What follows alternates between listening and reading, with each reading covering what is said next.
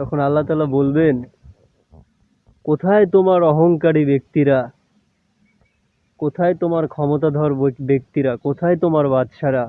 আসসালামু আলাইকুম। প্রচন্ড ধৈর্যের পরীক্ষা দিচ্ছি। অনেক গরম, তার উপর আমি অসুস্থ, আমার পা ফুলে বলের মতো হয়ে গেছে। আমি দেখাতে পারবো না, কারণ ওই জায়গায় ক্ষত হয়ে আছে আমার হাঁটুতে। আমি এই যে ঘাস কাটতেছি, আরো কয়েকজন কাটতেছে ওইদিকে। তো আসার সময় আমি একটা জিনিস দেখলাম, যে একজন ব্যক্তি, সে একটু ক্ষমতাশালী, আর একজন সহজ সরল মানুষের সাথে দুর্ব্যবহার করতেছে। দেখে আমি প্রচন্ড হতাশ হলাম, খারাপ লাগলো।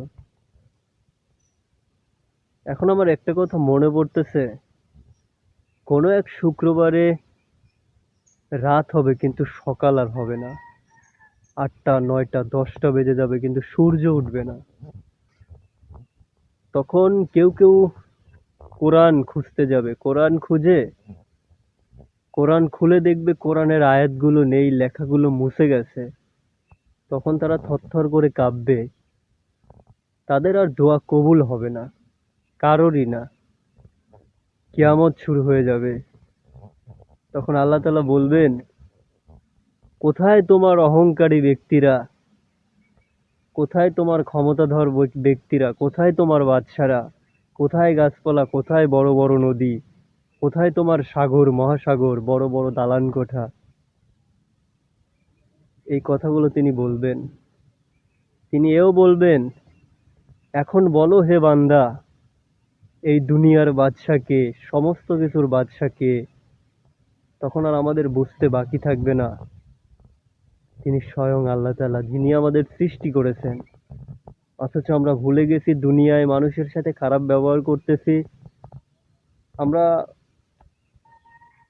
ছোট ছোট যে চুরিগুলো করতেছি, ওটাকেও ভাবতেছি যে এটা তো সামান্য চুরি, এটা আর কি, চুরি তো চুরি। আমরা কত অন্যায় করতেছি।